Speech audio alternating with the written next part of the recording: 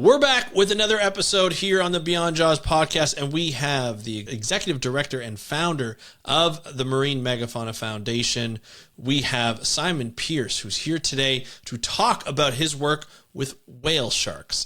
Really interesting talk. It's going to be fun to talk about something that he thought originally was a boring kind of species and then discovered that we didn't really know that much about it. So even though it's on a lot of documentaries, a lot of people have done some work on it, Simon has done a lot of pioneering work with getting to know whale sharks along with MMF. We're going to talk about it on today's episode of the Beyond Jaws podcast. Let's start the show. Hey everybody, welcome back to another exciting episode of the Beyond Jaws podcast. I am your co-host, Andrew Lewin, here with my co-host, Dr. David Ebert. Dave, are you ready to talk about whale sharks today? Absolutely. I'm really looking forward to this one, having Simon Pierce on. He's always traveling somewhere, diving in some exotic, beautiful location. So it's really nice to actually be able to find a time we can have a chat with him to talk everything about whale sharks. And I'm really looking forward to this show here. And I've got a whole bunch of questions I want to ask about whale sharks today. So I'm hoping to learn something as well. I can imagine. Yeah, I'm excited too. I mean, this is a species that we don't really get to talk about. I don't think we've talked a lot about whale sharks on this podcast at all. No. And it's obviously a species that is charismatic. It's massive.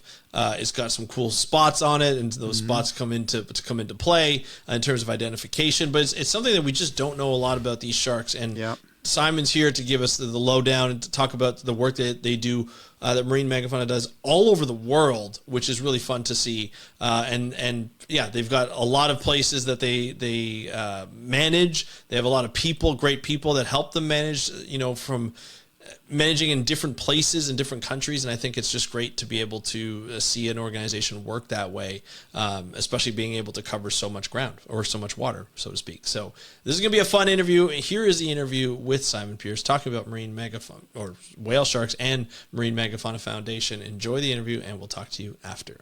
Hey Simon, welcome to the Beyond Jaws podcast. Are you ready to talk about whale sharks and other megafauna? I would love to. Right on. Well, welcome everyone to another episode of the Beyond Jaws podcast, where we have a man who really needs no introduction. We have the whale shark legend himself, Dr. Simon Pierce, is joining us today. Simon is a co-founder of the Marine Megafauna Foundation with Andrea Marshall, who has been on our podcast in May of 2023, episode 46. The Marine Megafauna Foundation is a U.S. nonprofit-based organization that works globally to research and conserve endangered ocean wildlife. Simon's a world expert in whale sharks, having studied them for over 2 decades, and has led the current global conservation assessment of whale sharks. He's a co-editor of the book Whale Sharks, Biology, Ecology, and Conservation, and has published 2 other books and over 100 research publications, in addition to numerous book chapters and conference papers. His specialist expertise is on photo identification, using photos and videos to identify and track individual animals. He's helped develop the Shark Book AI, a global photo identification platform that is now tracking over 22,000 individuals of 11 shark species. Wowzer. That's insane. And he has over 10,000 people contributing to the database. Like, he could be literally elected president of a small country. Simon works with a number of regional collaborators and research teams all over the world, including Mozambique, Tanzania, Madagascar, Galapagos, in Ecuador, Oman, and many other locations. And he's also an outstanding wildlife photographer. But today he's coming to us from his home country of New Zealand. His current position is the executive director of the Marine Mega Foundation.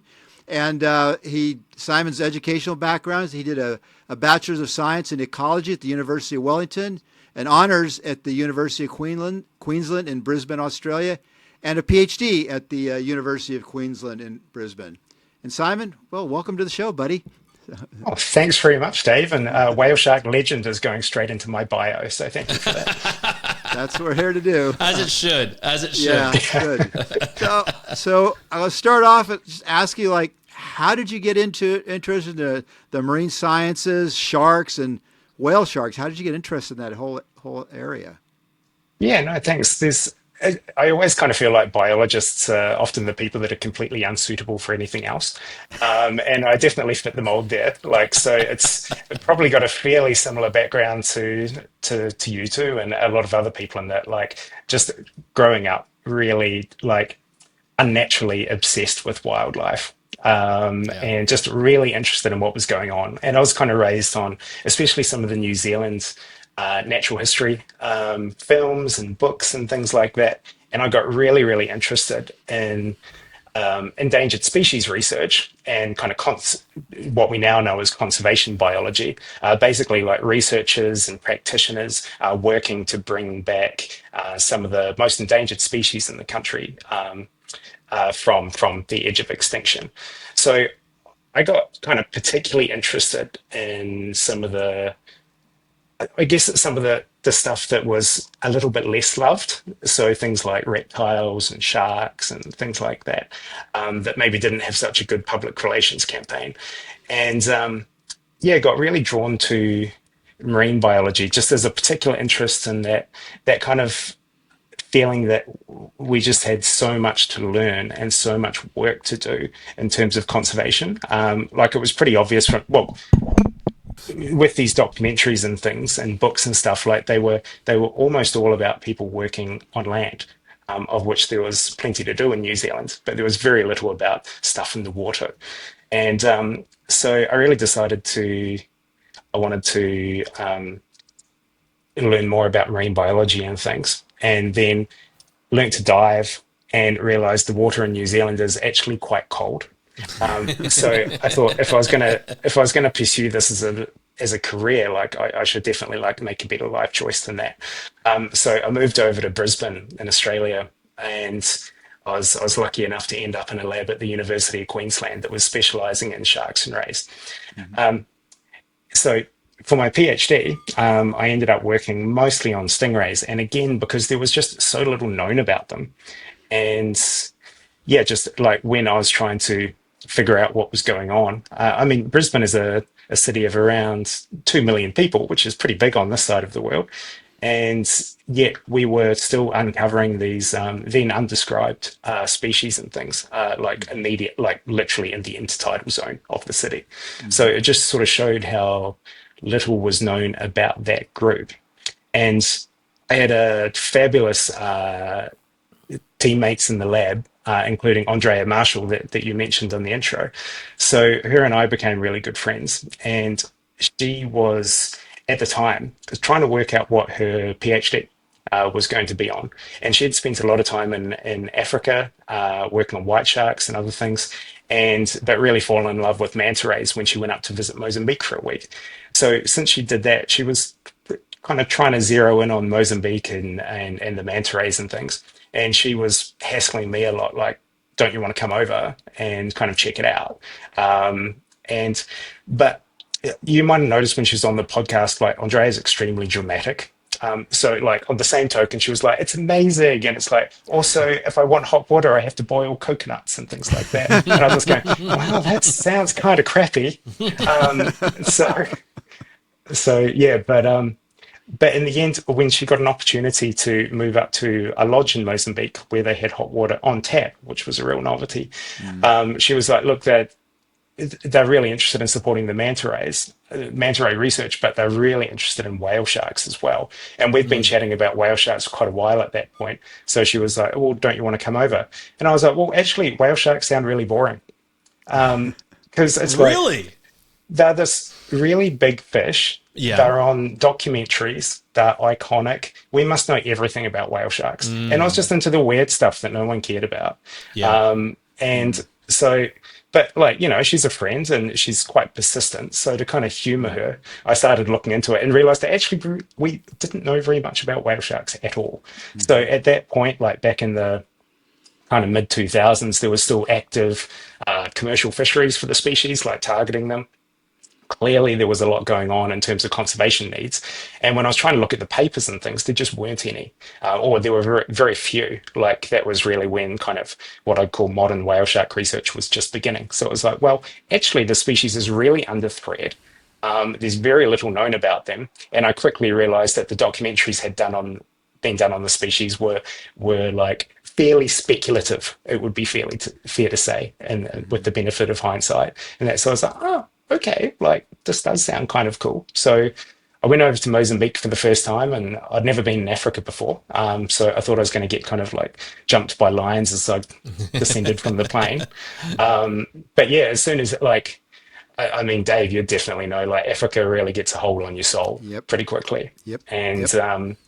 and I it was funny though, because when I got up to Mozambique for the very first time, and like there was all these people for the lodges and dive centers and that gathered to meet me, and just before I walked in, Andrea pulled me aside and was like, "By the way, I've kind of sold you as like this whale shark expert." So, and I I'd never love seen it. one. Right. Like, I was Right. just coming from Australia and New Zealand and stuff, and that, and she was like, "So, when you do see one, like, try and be cool." So, okay, thanks.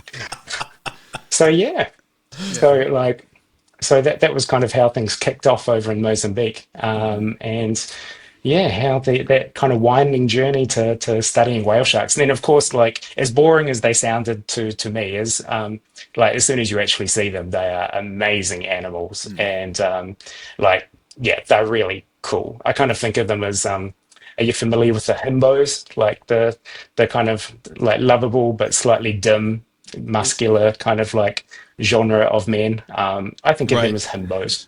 Yeah, so Now they're really quite adorable. let me ask you this: did you act calm when you first saw the whale shark, or did you like kind of jump for joy and act like you've never seen one before?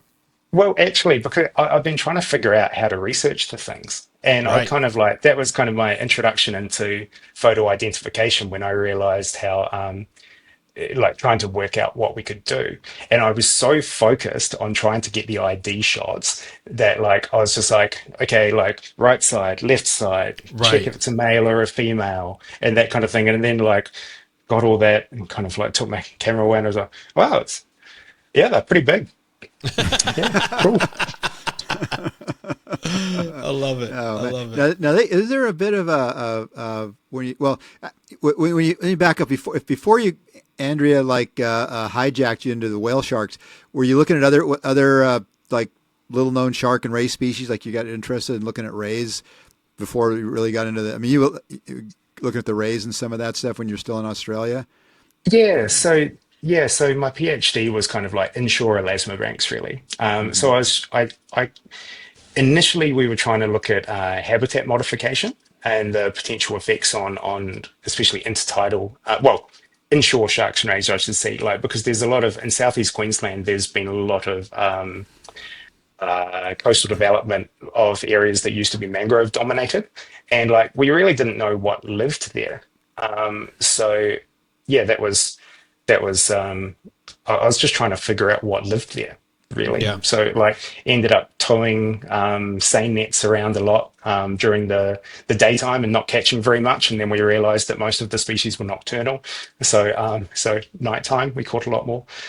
Yeah, so it's actually quite sweet now because every time I go past like you get that like mangrove stink of like anoxic mud. Every time Yeah. I go past that with the window open in the car, I'm just like, oh, good It doesn't bother times. you anymore. Yeah, yeah, Memories. So, yeah. did you so you hadn't seen a whale shark until you actually went to Mozambique, and then did it turn out there's quite they tend to aggregate there, is what you found out, some of those? Yeah, well, the reason why this lodge was really interested in them is because they'd been having kind of a bear out on the deck and noticed just all of these fins sticking out in the water. And that just happened to be there one day when there was one of these kind of aggregations of whale sharks when a whole bunch of them come together to feed at the same time, the same place on the same thing. So yeah, but yeah, that was like I had not seen one before I went over to Africa for that first time.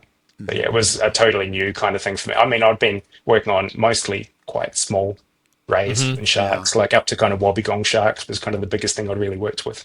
Yeah, Yeah. and really, up until you started doing it, there really was not a lot of. Correct me if I'm wrong, but I don't think anybody was really doing much in whale sharks up until you kind of started to poke around in them, and then since then, other people have gotten into them in different areas. I know, like the Seychelles and in South America and different places, but there really was not. I could think of a couple people, but not much done on whale sharks before you kind of started getting into them. Is it correct? Is there? Yeah, there was. I mean, I was really lucky to be able to kind of build on what it was a medical doctor, Jeff Taylor, that had kind of uncovered the aggregation that was going on of Ningaloo Reef in Western Australia. And then John Stevens, that was a really pioneering shark researcher in Yeah. Australia, and his then master's student Brad Norman had done some stuff with the tourism industry in Western Australia back in the 1990s. So I was really lucky to be able to learn from people like them. In terms of the papers they'd done and things, but there wasn't too much at that point. And David Rowett, that was working in the Seychelles, had started, I think, also during the 90s, and he was able to give me some really good advice on getting started. But yeah, it was kind of the fairly early days of whale shark research. So it was basically a feeling of trying to work it out together. Well, it's so interesting too, because you mentioned at the beginning, like, oh, they're so boring. You always see them in like documentaries. You always see them, around. And you see people taking pictures and stuff, and then all of a sudden you realize, well, it actually hasn't been as much science as you expected. I assume, right? Would that be a correct assessment? Yeah, definitely. And it was like because I was trying to before I went to Mozambique, I was trying to work out like how do I even research them, and it was really funny Yeah, because yeah. No, there's that's a good question. like because Dave, you know Mike Bennett, that was my and Andrea's Oh, yep. PhD supervisor, Yep. and he's like a specialist in biomechanics and biology and things, and was not really that used to working on live animals. So I went in and I was chatting to him about the whale sharks, and he was kind of like, "Well, you're going to have to kill a few." And I was like, "What?" Oh. And he's going, "Well, how else are you going to research them?" And there really wasn't that much kind of like field work going on sharks at the time. Like it was pretty early days in that respect. And I was kind of like, well, I'll see if I could work out how to avoid that because that doesn't really sound like something I want to be doing. So I actually went pretty deep into the marine mammal literature because obviously they had a lot of experience trying to work on large live animals that I thought we could learn from. So yeah, a lot of my early reading was really looking into the work that had been done on whales and things. Yeah. Because that was, yeah, I was saying, trying to figure out how to work with an animal so big. I mean, I knew that different places they would get whale sharks period. Taiwan's another spot where they do. I think that's been banned now for a while with the whale sharks there. But they used to have Yeah. a. I mean, I know when I was there in '88, my first trip there in '88, they were fishing whale sharks, and then in '96, the first record of the fecundity of like over 300 baby whale sharks. The guy who reported that, Zhuang, was a good friend of mine. I knew we were both grad students at the same time in Taiwan, and but yeah, they used to catch. I knew that was the one thing I used to get them there, but yeah, you're talking like a massive animal that I don't think I've never seen one diving, by the way, actually. So it's kind of like I Yeah, me need to neither. hit. I gotta. That's one of those. That's on my bucket list to see sometime. Even though they're more high profile. I have to. I can. I can't even imagine what it's like being in the water with one of those things so big, trying to keep up with them. Well, from what Yeah. I've heard, it's normally people go snorkeling because it's almost like you get in the water, you see them go by, but they're faster than you think, and then so a lot of people will get out of the water, they'll boat with the whale sharks, then you plop in the water again as you intercept their path. Is that how it's? A friend of mine told me that's how it was done, like in Cancun area or in Mexico area. Is that how it's normally done, Simon? When you guys study them, you Yeah, have to get in the water with them. Yeah, pretty much. So yeah, we try and spend as much time in the water as possible because it's like Right. super fun and of course really Of important for course. work. Yeah, of course, There's, of course. but yeah, like Consequence of the work, right? yeah, down off Cancun, they are so they're feeding on tuna spawn at the Right. surface. So they'll basically it's almost like mowing a lawn. Like they're just kind of like Right. nom nom nom nom nom. I kind of think of them as ocean Labradors. Like they're Yeah. very highly food motivated species, Okay. and when you've got all this like extremely calorie dense tuna eggs that are sitting on the surface, yeah, they will just be like just charging through, trying to get as much as they can. And it's like there were some back of the envelope calculations done on how much they're actually eating there, and I think it's calorie wise, it's about the equivalent of like 8 kilos, whatever that is in pounds, like 15, 16, 17 pounds, Yeah, something wow. of chocolate each day. So for a kind of Wow. a cold-blooded species like an ectotherm, that's a huge amount of calories. So Yeah. it's really interesting. Like, so our paradigm has kind of been that, like, a lot of the work is like that, where we're looking for them when they're feeding on the surface in these locations where there's lots of food. But what we've sort of seen is that these sharks are traveling thousands of miles sometimes Mm, to go to these places, yeah. where they know there is lots of food, because like the kind of tropics, the reason why the water's so blue and clear is because there's almost no life in it. Hmm. So for a large plankton feeder, they really have to target these kind of bursts of Yeah. food. So yeah, and they'll really travel to get there. Yeah, and they know where to go too. They seem to show up the same spot when they go to one of these locations where the food's going to be there. Is that pretty much? Yeah, I was actually pretty amazed because we were doing some work in off Honduras in Utila, and I was looking at and we can get into the photo identification, but like I was looking at the individual sightings of different sharks. And at the time, there was still a lot of sharks that were turning up in Belize to feed on a specific snapper spawning aggregation on this reef. And these snappers would only spawn for, I think it was like 2 or 3 nights, like around full moon, for about Mm, 3 months a year. So it's only a really specific time of year, specific moon phase, and only that couple of days. And one of the sharks had been spotted in off Utila in Honduras, and then the next night it was at that reef feeding on the snapper spawn, and it's just like, wow, that thing knew exactly where it was going, and like nailing the timing and all that kind of thing. So yeah, even though they're himbos, they're very good at what they do. So Yeah. let me ask you this. We talked a little bit about when you first started studying these sharks, you're trying to figure out what to study. Now, given your background in like the physiology aspect, and when you get to a new species, and Dave, you've kind of been through this before a number of times, what is it that's the most important thing to study? Is it like with like a large animal, you'd almost think of where they go, when they're there, and then how they're affected by humans, right? To look at the immediate protection, and then maybe go into how they eat, how like all their physiology and things like that. That's how I see it. But I'm an ecologist by background, so that's how I see it first: is distribution, figure out where they go, how do we protect them, at what point in time do we protect them, what governments do we have to work with. But like you come from a physiology background, so you're looking at which way did you decide to go when you first started No, studying it? that is exactly how I approach it. Okay, In fact, like I'm not like the kind of biological and ecological questions are a bit secondary to right, me, and we try and address those as we go. for sure. But like yeah, it's really that, like, how many are there? What are Yeah, they doing there? yeah, Like, is that kind of a feeding area? Is it, which is right. usually pretty obvious? Hmm. Is it a like a reproductive area, which might kind of like increase the priority for conservation? Hmm. Um, and then over time, is that population going up or down? And then things like yeah. So it's kind of like how many sharks are using that area over Hmm. time? Is that population going up or down? What are the main threats to there? And we can. It's nice with whale sharks. It kind of couples in with that taking photos of them to be able to identify individuals.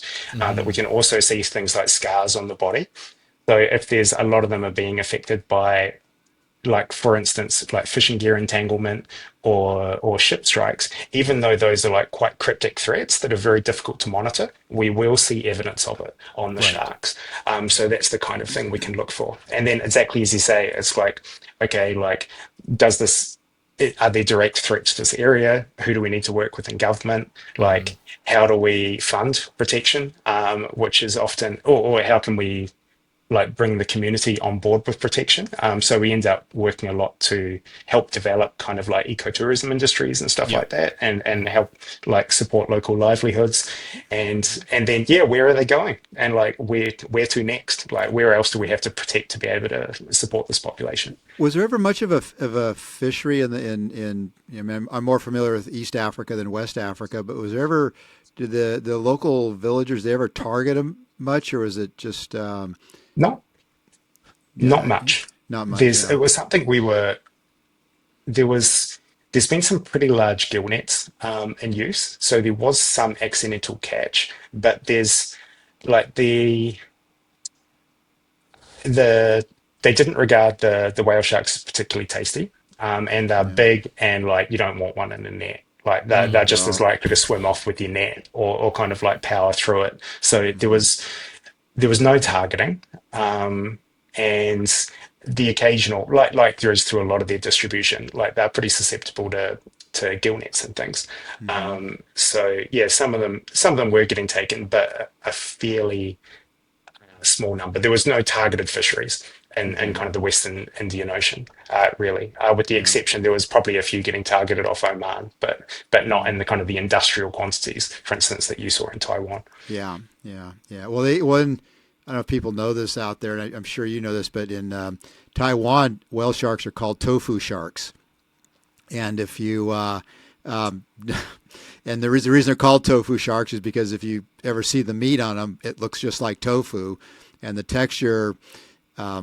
texture's like tofu at all. Yeah, and so like I said, I there was a funny story. I don't know if you were have you been to Taiwan at all, Simon? Yeah. Only for that like fish conference back in 2005. I haven't spent much Oh, time there.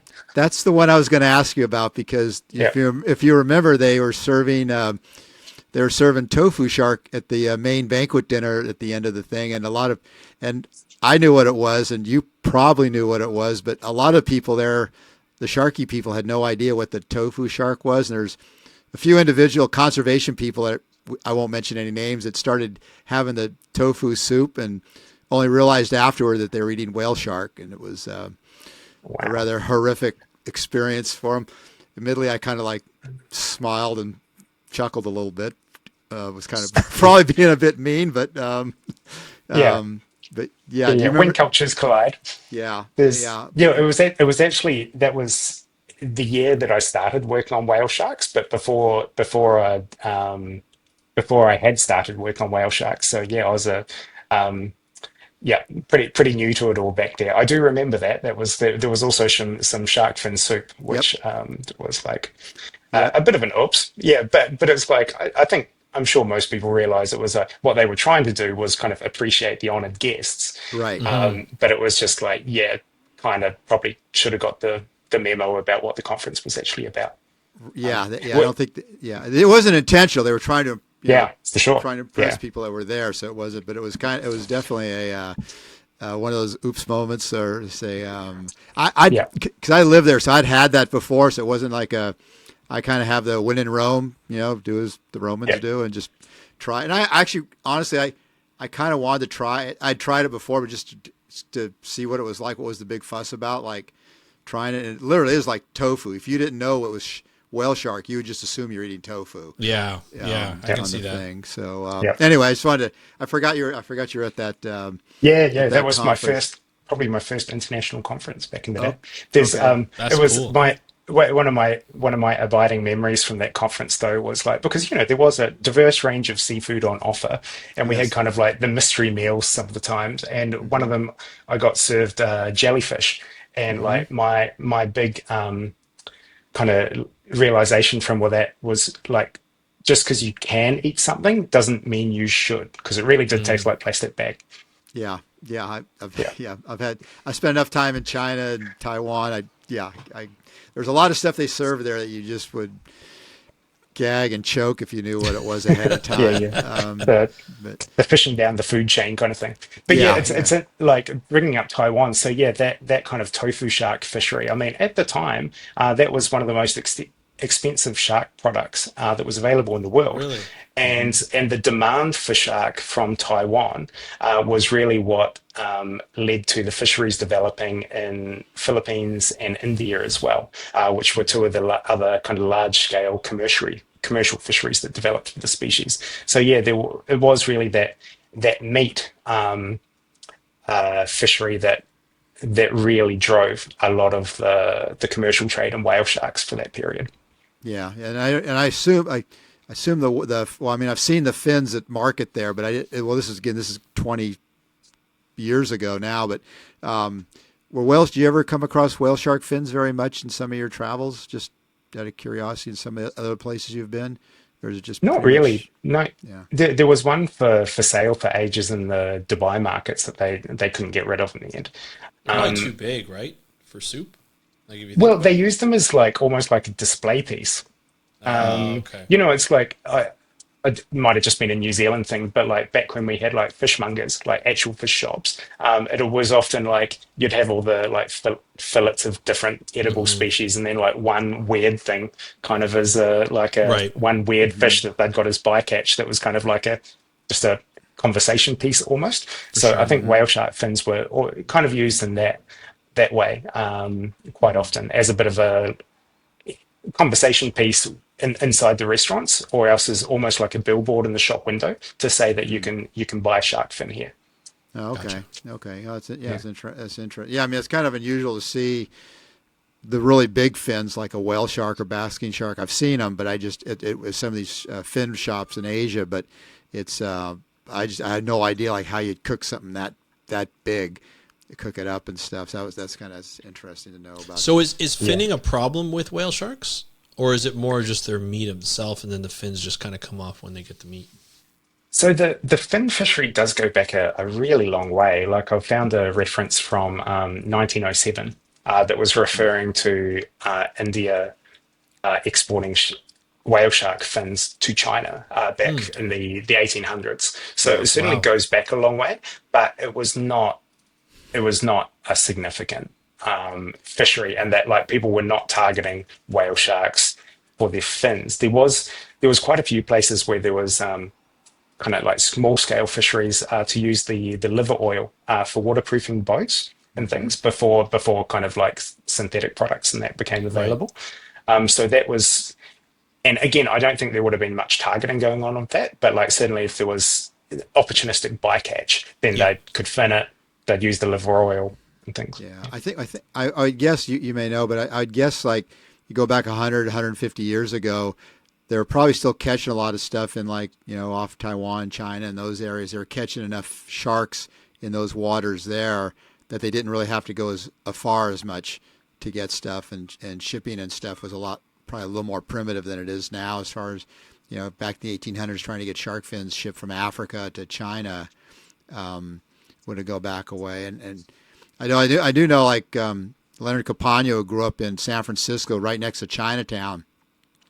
He told me as a little boy in the 40s and 50s, it was pretty common to see all the Chinese markets there all had shark fins hanging in them at the time. So the whole fin industry goes back, and I don't know if anybody's really delved into the cultural history of it. That'd be kind of fascinating, but it goes back like easily to the 1800s, or if not more, on the whole from the finning standpoint. But anyway, yeah, it's just kind of it'd be Yeah. fascinating to hear someone talk about it, give a history of what about the cultural background, because I'm sure it goes back quite a ways, as you said, like easily the 1800s, if not before that, Yeah. on things. So anyway, on a little more cheery note, besides all the blood and guts with whale sharks, now you do get occasionally, like coming back to your home country, New Zealand, you do get whale sharks up in the northern part of the North Island occasionally. Yeah, so they tend to like water temperatures of above about 21 degrees centigrade Celsius. So it's like anything within that range is pretty good for whale sharks. So we do the southernmost sightings we've had is kind of like midway down the North Island of New Zealand. But Hmm. yeah, there's now that especially that there's more people like out game fishing and Hmm. things, they're often the people that tend to see whale sharks. And of course, more people have got like cameras and other like phones and stuff, sorry, and other cameras to be able to record their sightings. So Hmm. yeah, I would guess there's probably about 5 to 10 sightings minimum most summers now. Okay. Yeah, yeah. So I, yeah, they are around. It'd be fascinating to know where they're coming from, yeah. but probably just the open ocean. Yeah, no, well, Yeah. it's here's a question. You're the perfect guy to ask this question to, because I've had this, because I really don't know anybody here in California to ask it. I did I did a paper, my one whale shark paper back in 2004, which is the occurrence of whale sharks off California, and it turned out like up prior to this paper, there'd only been one record of a whale shark off La Jolla in Southern California near San Diego back in the 1950s. And I got a hold of some notes from a guy named Bill Ripley, who's long deceased now, but he was a longtime fish and game biologist. And he had records of whale sharks going back to the 1920s. And he's the only guy I know that had documented whale sharks and basking sharks commingling in Monterey Bay. And the interesting thing, and anyway, I published this paper and all these notes he had. He was a co-author, of course. But what was interesting is a couple things. One is after I published it, suddenly all these people came out of the woodworks, fishermen and biologists who study whales, and said, "Oh, we see whale sharks all the time." Oh, wow. And I probably picked up another 10 or 12 confirmed observations, some going all the way up to Northern California, by knowledgeable people that said, "Oh, yeah, we didn't." I mean, literally, I had NOAA fisheries people that work on whales that do surveys. They say, "Oh, we see them periodically. We just didn't think anybody was interested in them." And so it got more interest. But the other thing, this is what I really am interested in, is the years they would typically have sometimes multiple sightings of these whale sharks were in La Nina years, which are our cold water years, compared to El Nino, which are the warm water. And they tend to show up when the albacore tuna are offshore. Okay. And you probably know this. I can't remember the author's name. There's a Japanese paper from like 1969, 1970 of whale sharks off northern Japan. I want to say Hokkaido, and in a connection with the tuna species over there. And I'm not sure if I can't remember the species, but can you fill in some blanks for me there? Because I've been fascinated to find out. Yeah, no, that's super interesting. Yeah, whale sharks are very closely associated with tuna. I think that's the yeah. So like around a lot of the places where we work that are not your kind of conventional, like we were talking about that area off Cancun earlier, where the whale sharks are feeding up on tuna spawn in that case, up on the surface. But a lot of the places we work, it's whale sharks coming through with schools of tuna and are targeting like bait fish on the surface. And I think it's sometimes it's funny sometimes because sometimes you'll be in the water and you'll see a school of tuna come through and then a whale shark following along hard behind it. Oh, Sometimes you'll see a whale shark and all the tuna like swimming along hard mm-hmm. behind it, and they really seem to team up. And Okay. like my kind of observations in the water is that whale sharks are too slow to successfully prey on bait fish a lot of the time. But there's with the tuna helping, like they will often the whale shark will almost go stationary in the water. The bait fish will cluster around the whale shark. The tuna are able to kind of ball them up and start getting into them, and then the whale shark will just bide its time and just open its mouth and just vacuum in quite large amounts. So I think because the whale shark gives kind of a focal point for the kind of bait ball to coalesce around, and for the whale shark, it means that the bait fish are basically getting herded into its mouth. So it seems to be a pretty good partnership between them. So yeah, there's almost everything we know about whale shark distribution in the open ocean, apart from satellite tags, is based on observations from the tuna fleet. Because a lot of the time they use that. It still goes on in quite a few places, but like when I was younger, there was the big campaigns around dolphin-friendly tuna. Because tuna and dolphins are often associated. Yes. So boats would look for dolphins because they're a lot easier to find than tuna, and then they would set the nets around them, assuming that there was going to be tuna there as well. And then that got banned. But like whale sharks, same thing. So they'd look for whale sharks, and then they would set the nets around them, knowing that there was likely to be tuna. But even then, I think. And one of the fisheries anyway, it was about 73% of the time that whale sharks were caught in the nets. They had not realised it was there. They were setting actively around tuna. So yeah, they're very strongly associated. So it doesn't actually surprise me that they were closely associated, the sightings, the two species, like up in California. And we've seen it was interesting for me in Eastern Australia. We had kind of vaguely similar kind of story in terms of whale sharks swam past a friend of mine at one of the dive sites, and my housemate at the time was a journalist, and she was like, "Oh, great!" And it was her first front page article in the Courier Mail in Australia. And I got heaps of phone calls after that and emails and things from people that had seen whale sharks and were like, "Oh, I didn't realize that was noteworthy." But one of the most interesting calls I had was from a guy that was working down in southern New South Wales and northern Victoria. He was a spotter pilot for the tuna boats there. So Yep. often when he was flying around looking for tuna, he would see tuna and whale sharks together. So it was like, yeah, Yep. like it was like kind of, you don't see them all the time, Right. but they're there sometimes. It's Yeah. just, yeah. Well, So very similar story, really. yeah, well, here with the albacore tunas, like they tend to be when you get the La Nina with the cool water years, they tend to be closer into shore, and I think that's why people would see them during those times. I think they may be around more, but people would see them. But again, before the internet and camera phones and stuff, nobody would ever. People would see them, and again, they would.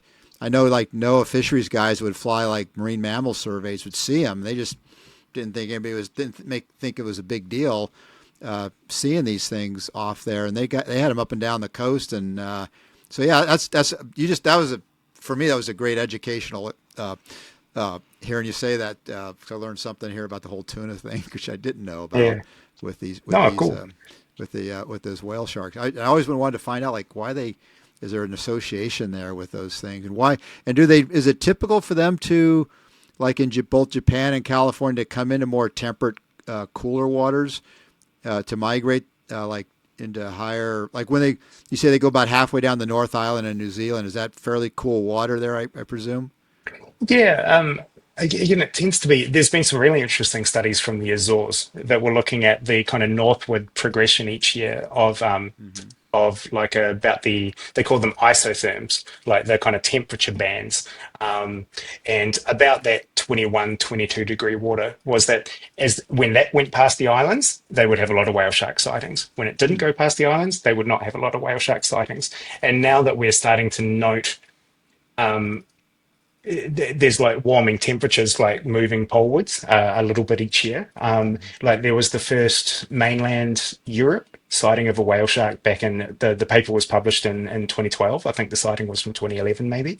And like same in like kind of uh, north of Japan, like Sea of Okhotsk or something like that, Yeah. was maybe from 2013, and like especially like Europe. I mean, people have been fishing and observing fish life there for thousands of years, and that so something like a whale shark's pretty noteworthy.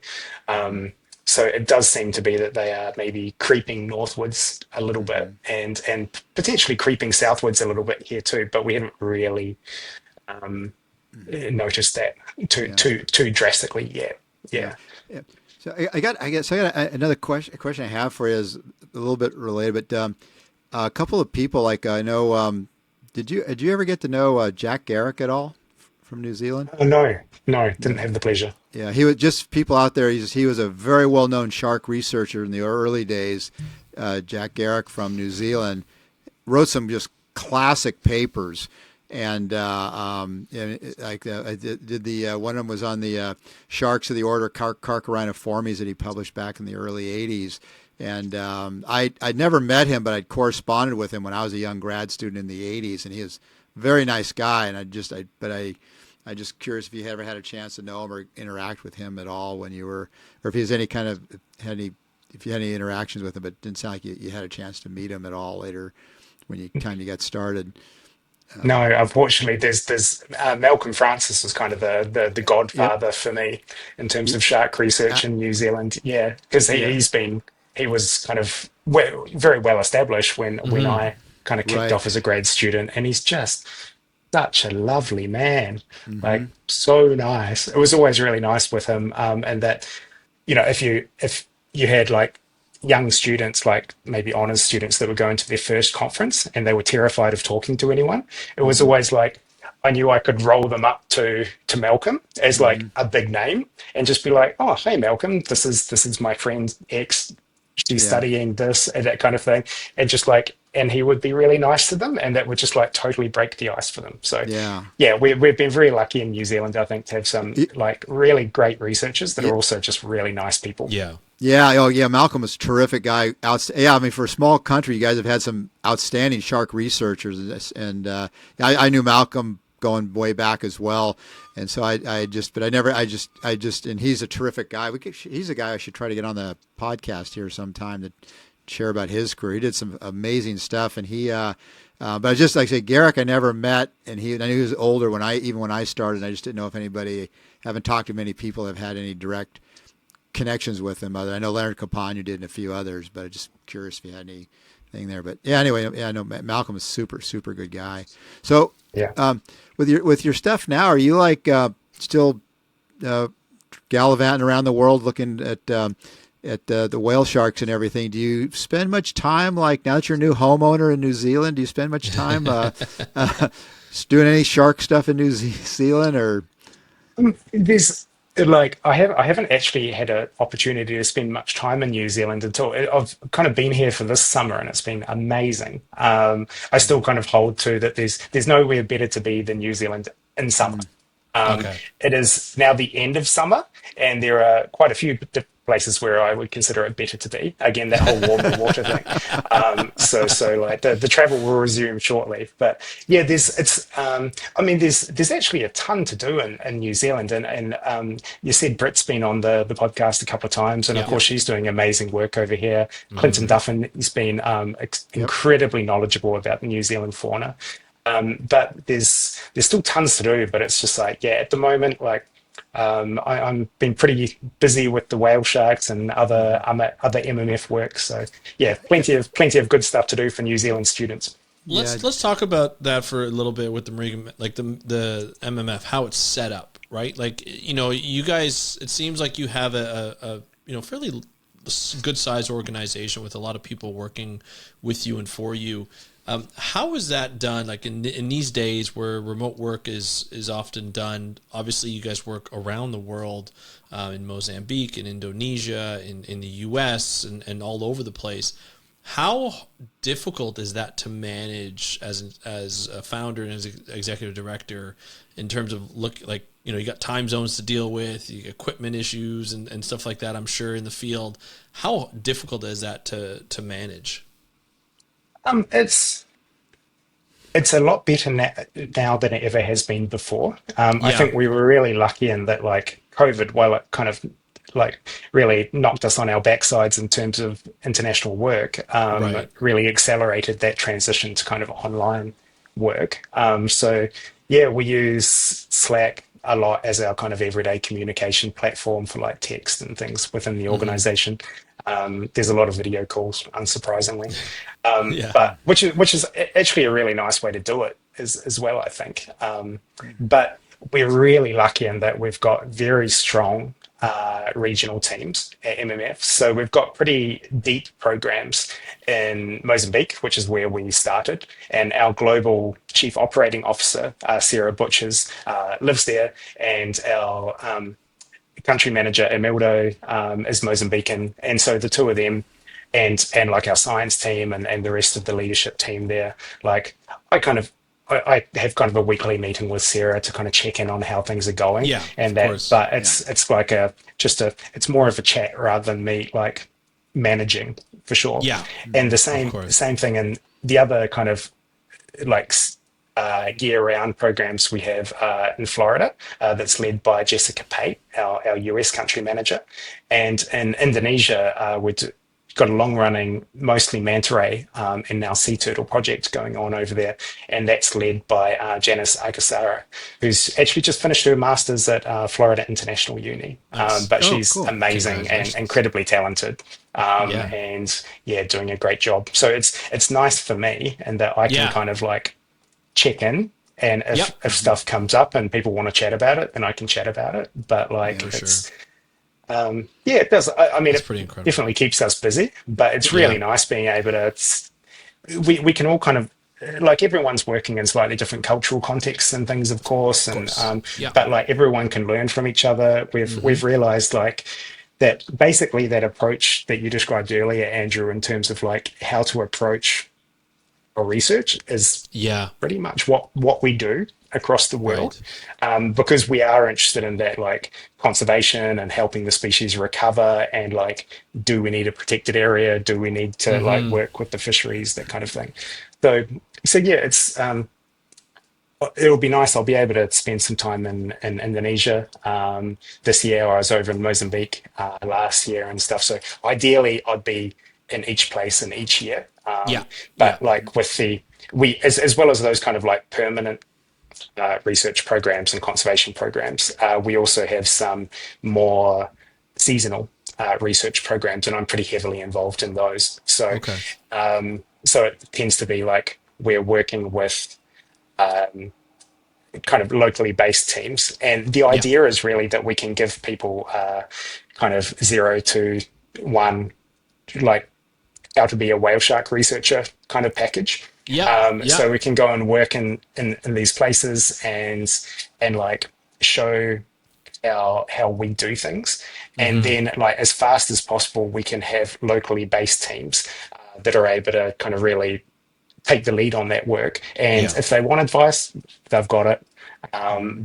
But that's kind of like no one's going to understand the local context as well as people that live there. Yeah. For sure. And we've got some amazing, like in Mozambique, we've got a research fellow program where we get new biology grads, and it's a kind of a paid uh, deep internship for the Yep. year after they've kind of graduated and things. And like they learn to dive, they learn like underwater research techniques. At the moment, one of our goals is to have them write and publish a paper over that year, and Oh, that's great. and like just learn as much as possible. And that's been an amazing way for us to be able to recruit staff when we have Yep. that ability. But also, Yep. it's like really creating that generation of like very, very capable marine researchers Yeah. that are kindly disposed to marine megafauna, which is always good. Well, I have to ask too. I've noticed on your website, it seems like it stands out. You have a Marine Megafauna Foundation Canada. As a Canadian, I'm obviously interested in this. How does that work, and why does it separate out? Like, it seems like you guys work all over the world. Why is Canada so special to get like a little shout out on your website and like a separate website as well? How does that work? It's been like we've been really lucky in some places to have people that are really interested in the kind of MMF mission and Mm-hmm. want to find a way to support.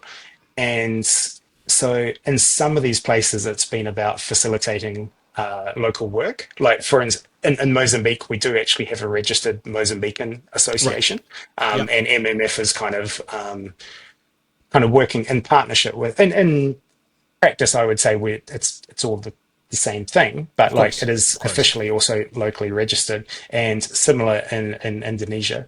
And in Canada, we were really lucky that there were some people that were really keen on that were like had been on trips with us and in the field, and done multiple trips to Mozambique working with Andrea and things, and we're really keen to try and find a way to support MMF more. And it's like having a locally registered non-profit is often a really nice way to make For that sure. tax friendly way to do it for donors and things as well. Yeah. And we're really lucky in Canada that we've had a really strong Canadian contingent Yeah. of researchers as well. There was Elitza Germanoff that did her PhD on manta rays, but also the Mm-hmm. impacts of plastics on manta rays and whale sharks. And she's from Canada, and she was going through Dalhousie. And then Nakia Kalane, that's she's just finishing her PhD also at Dalhousie. So we've got a good connection with the country as well, which always helps. Is there any research going on in Canada on any marine megafauna?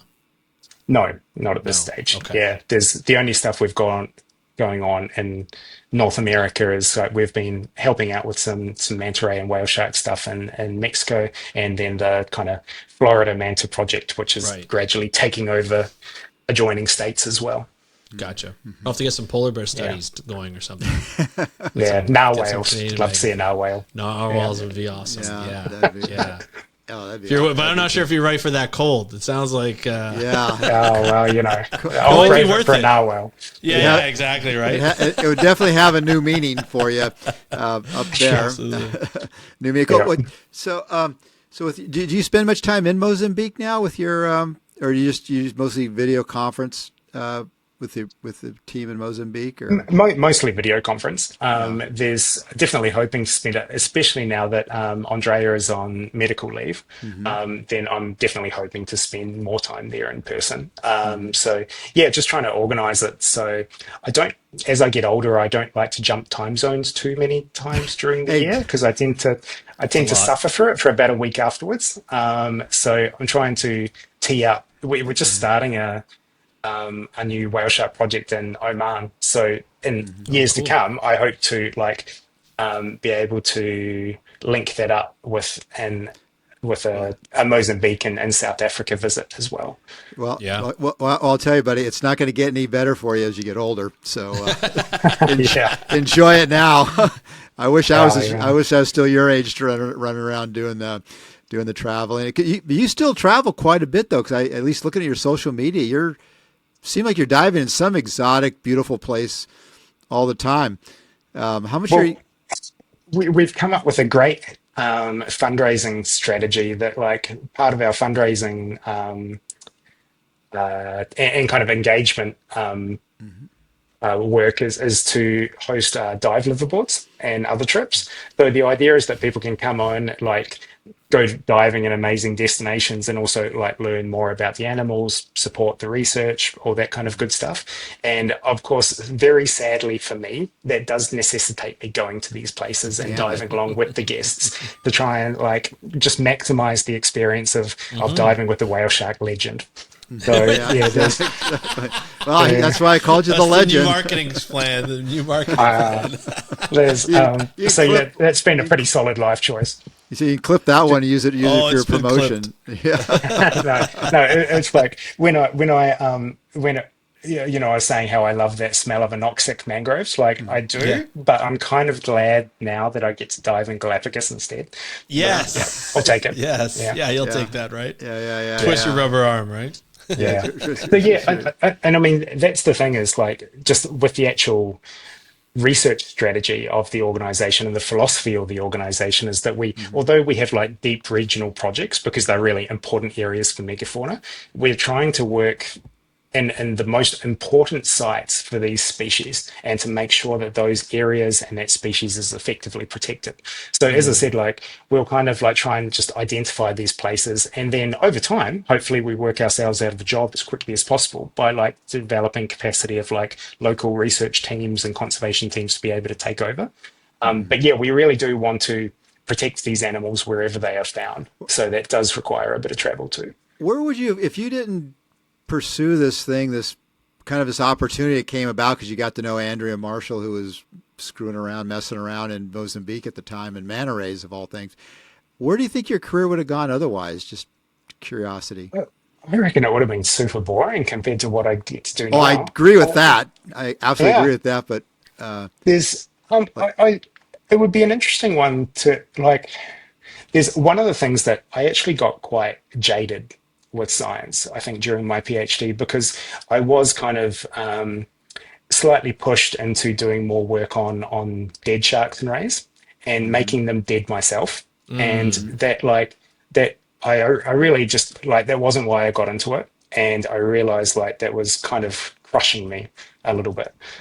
So I was really lucky to have the opportunity to go and figure out these research techniques on these big endangered species that are super lovable and interesting. Because I think that probably did keep me in science, because it just the track that I was going down was kind of just I'm really happy with the PhD that I came out with and the work that I was able to do, and really feel as much as possible I tried to the work I did justified that, but it just wasn't what I wanted to be doing. So I was actually it was funny actually, after that conference site in Taiwan, I was seriously thinking about I'll finish the PhD, I'll get it, and then I'm going to move to Taiwan and I'm going to become a writer or something. Maybe That's a writer and photographer. And then I got the opportunity to really change things up and do something completely unexpected. And yeah, so that was, And then you became I a don't know, legend. things could have been quite different. Yeah, Oh, then you yeah, became a whale it's shark a legend. work in progress, work in progress. So, No. well, this is super fascinating. So, like, what a young person starting out, the kind of the young Simon Pierce, like before he was the legend, starting out. What if a young person came to you and said, like, "Wow, I really like what you do. Like, how would I go about it?" What advice would you have for them? Yeah, it's always a really interesting one. I don't know if I've got anything particularly clever to say about it, but like, I just think well, first of all, like it's a small field, and to a lesser or greater extent, everyone knows each other. Like it's like that. Probably too young for much of the audience, but like, what was it Kevin Bacon, 6 degrees of separation? Yeah. It's maybe one and a half in Yeah, shark science. So it's that's like true. everyone kind of knows each other, and personal recommendations go a long way. So I would look at like locally to wherever people are, if there are opportunities to work with, especially grad students, because it's like like top academics and things, top shark researchers, they probably get a lot of messages from people wanting to carry their bags, like just wanting to get involved with the work. Whereas grad students that are like generally the people doing all the tough work, they often have need of help with their projects, doing some of the really boring stuff, but that really goes a long way. So yeah, it's like I would say like there's it's not necessarily about like traveling to some exotic destination and like doing a kind of 2 week kind of internship, and that great if you can, but if you can't, then it's like you might get to where you want to go just as fast by working locally and like becoming part of a lab and kind of developing your own interests. And you might find that's not actually in research, because a lot of the time that's boring and hard, and you might find you want to be a dive guide, or you might want to be a marine educator, or you might want to be a photographer or something. But it's like the faster you can kind of figure that stuff out and get involved in the work, and then yeah, if you do decide you want to go and research, then you've got experience, you've got hopefully some references, you've got some people that are probably inclined to like reach out to other people they know and say, it's like, hey, I met this great person that's been helping me for a few months. And Yeah. like there's our now principal scientist, Chris Rona. He actually started out as a volunteer for one of my friends at University of Queensland. And we were actually having a bit of a moan together about how unreliable a lot of volunteers were with our work, of just like, an hour before you were supposed to go out for a couple of days trip or something like that, they'd be like, oh, I'm really sorry, I can't make it and stuff. And it's just like, oh, and and my friend Steve made the conspicuous exception of saying like, except that guy Chris, the Swiss guy, he was amazing and like always like really hard worker, really smart and that kind of thing. And then about a year later, he actually Chris emailed me and was like, oh, like I'm really interested in doing some study on these species. And I was like, that's that guy that's really smart and works really hard that Steve really liked. And I was just going, yeah, sure, like let's Yeah. have a chat. Makes it an easy So yes. Yeah. Yeah, yeah, yeah, it's kind of like the more you are a known quantity to either the person that is looking to help yeah. develop researchers or to someone they know, I think the easier you'll find it. Yeah, I was gonna say I've said this on the podcast before, but a lot of times if you do what like you did, that you do this volunteer work, you work in different things, you'll never know it, but it'll probably be especially depending on who you're interning with, it'll be a phone call you'll never know about to somebody like you or me or somebody to say, this guy Chris is a really good guy, take him. You'd Yeah. be an idiot. I mean, I had a few phone calls with some students that came to work with me that were like, basically it was like, Dave, you're an idiot not to take this guy. So I took him. Yeah. And so, Yeah. Well, and you've Yeah. done You the kind of same don't have a thing choice too, then. right? It gets awkward. yeah, Yeah. because you know exactly. Yeah, but and it's good. I mean, obviously you got to put together your own package for applying to grad school and stuff, but the network and going to the conferences Yeah. are huge. I mean, I can't overstate that. Yeah, for sure. Knowing people, and, just getting to know people and stuff. So, Makes Yeah. a difference. yeah. Anyway, hey, Yeah. Simon, this has been like a terrific I'm really glad we finally had you on here to talk about whale sharks, and I actually learned a lot today too about whale sharks that I didn't know about. And one of these days, I've never seen one in the wild though. I have to say, of all the places, every time I go someplace where there's whale sharks, oh yeah, you see them for sure, Dave. They never show up as planned. So one of these days I'll have to hit you up and try to go see some. I mean, I'm gonna need your, like, since you're the legend, you'll make sure we see some if we go. Yeah, come join us. Yeah, I mean, Yeah. it does sound like you're a little bit cursed, so I'm not sure about this now. Yeah. But yeah, right. I have several times. I've been like, damn it. I always hear that. Oh, they're always here, Dave. Except when you showed up, they seem to disappear. It happened in Ecuador too, wasn't it? Yeah, I was in Ecuador with the guys there, where they're diving with the manas and the whale sharks, and they didn't show. They showed up a couple days after I left. They said, "Oh, Dave, these things showed up. They're all kinds of manta. I've seen manta rays, so I don't really care about those as much. I've seen it, but the whale sharks, I'd love to see. And they, of course, like I said, about 5 or 6 of them showed up like right a couple days after I left Ecuador. So kind of bummed about that. But Next anyway, time. But yeah, next time, come hang out. yeah, Yeah, next time make for a plan. sure. Yeah, make a plan. Yeah. But anyway, again, thanks, Simon, so much for coming on the podcast, and we'll have all of your social media and all your Marine Megafauna connections, contacts up on the website here for everybody. But thank you so much for coming on the show. No, brilliant. Thanks, guys. It's been awesome chatting to you. Thank you, Simon, for joining us on today's episode of the Beyond Jaws podcast. Dave, what a fun episode talking about whale sharks. What'd you think? It was awesome. I mean, we had the legend on the whale shark, and that I know he's going to be using that. It was great. I mean, like I said, I learned some stuff. I had some questions. Particularly, I was really interested to hear him talk about his association with the tunas and the whale sharks and some of that, which is stuff that I didn't really know. I've seen a few publications on it, but that was fascinating to me. But I think more importantly, just his whole trajectory, how we were kind of asking like, well, what would happen? Where were you planning to go with your career before you got into whale sharks? And he was like, he was just thinking of going. Not really having writing and photography, and photography, moving to Taiwan. He really didn't really have any direction of where he was going to go with it. And until he met up with Andrea Marshall, and they went off to Mozambique and found there was a whole lot of whale sharks there. So it was, again, another fascinating story to hear someone who whose career trajectory certainly was not straight. Like I said, he didn't even have. It wasn't like he had whale sharks in his mind as a young kid. No, it's actually the opposite. No, yeah. It's actually the opposite. Right. He just knew sharks, but he didn't know like anything, which ones you do. And like he said, he was even had more interest in like a lot of the rays and kind of the lesser known sharks was kind of his real interest. And then he got out and had a chance to go do the whale sharks. He's become quite the world expert on them too. Yeah. So it was super fascinating to hear. And of course they've built the whole Marine Megafauna Foundation is just. It's global now in scope. They just really have built quite a industry or business there, and some of the things he talked about, some of the places they're going, some of the stuff they're doing work. You discovered they had a Canadian. Didn't branch. Even know about that. How did I not know about that? I have no idea, man.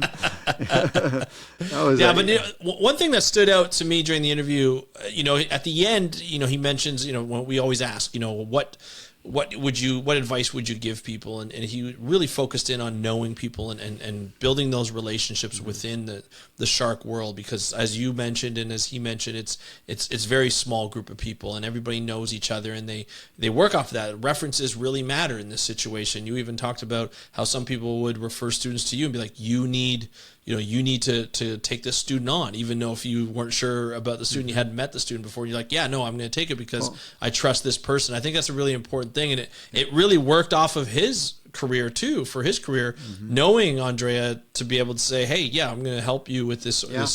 We're going to found this organization that has now become global in the hard work that they put together. Yeah, well, they were literally like lab mates, at University of Queensland, and she knew this place. She'd been running around Africa and wanted to go do this thing, and she convinced him to go over there. Yeah, and it totally changed the trajectory of his plans in his career. And I think it's from people listening to the young people listening. It happens that way a lot of times. It's a small field.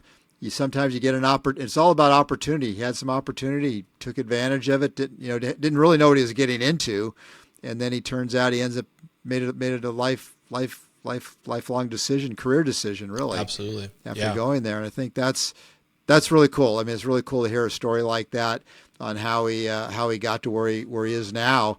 Yeah, say nothing he planned on. It was just something he learned, and I think So I think it's interesting how it's not easy to start an organization like this for both him and Andrea. Like it takes a lot of work. There's a lot of struggle that goes in. We didn't really get into it a lot. I think we'll get into it more next time he comes back and talk more about whale sharks. But it's a really difficult thing to start an organization like that. For both of them to be able to do that, to have this team now from in Mozambique, in Indonesia, in Florida, to be able to say, hey, look, like we've built this thing. We've discovered more things about all the different species that we've been studying, and we've been able to contribute not only from the organization perspectives and community levels, but we've also been able to contribute to the science of these species. And I think that's, when you look back at that legacy, it's a difficult thing to build. It's not easy at all. Funding's difficult to find all the time. They have these liveaboard trips that they do to help with funding and paying for a lot of different aspects of the organization. It's not easy to run an organization like this, especially a nonprofit one. And so a lot of kudos to them to say, hey, you know what, like we're doing a great thing here. We're able to contribute to science as well as the local communities, which I love.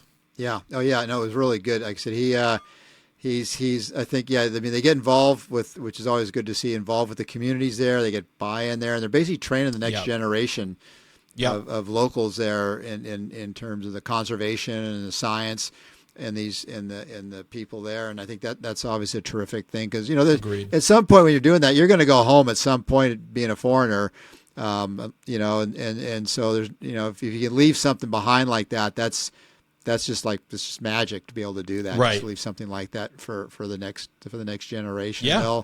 That'll be more impactful than almost any publication you'll ever write. Agreed. And so I agreed. think that was really good to hear all that stuff. And and of course he gets to dive in all these beautiful exotic places, which hard life to lead. Yeah. Hard life in that respect, eh? Yeah, definitely. So one of these days, if nothing else, we'll have to go. Maybe next time we have him on, we'll go to him and we'll go on a dive trip. Yes, and, we'll go on a dive trip in a nice tropical area. I think that'd be nice. Where we will Galapagos, that'd be nice. That'd be nice. I think we'll just choose. Because we have all this money. Podcasting money's lucrative, right? Absolutely. Please subscribe. Yeah, please subscribe. We're begging you to our show. Yeah, please. Yeah. But no, this is great. We'll share Marine Megafauna's social media as well as Simon's, and you guys can connect with them and follow them and find out more about what they do. And Dave, if people want to get a hold of you, how would they do so?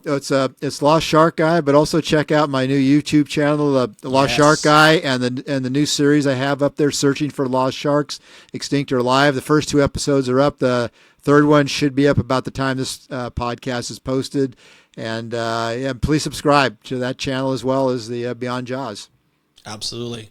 And thank you so much, Dave, and thank you, Simon, for joining us on today's episode of the Beyond Jaws podcast. We are your hosts, Dave and Andrew. We want to thank you so much for joining us. Have a great day. We'll talk to you next time, and happy conservation.